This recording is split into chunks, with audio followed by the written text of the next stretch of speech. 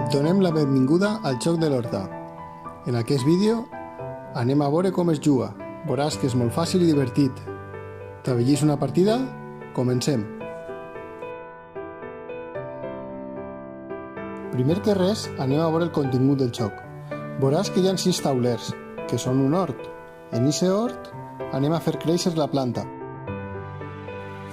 Per a fer créixer la planta, en la caixa també trobaràs unes targetes quadrades. En aquestes targetes podràs completar les fases de creixement de la planta, des del compost, passant pel brot, la fase planta i per últim podràs fer la collita de les hortalisses. Trobaràs 8 hortalisses diferents. Del mateix tamany de l'hort trobaràs la targeta d'ajuda, però això ho explicarem més tard. Ara anem al més important, que és la baralla de cartes.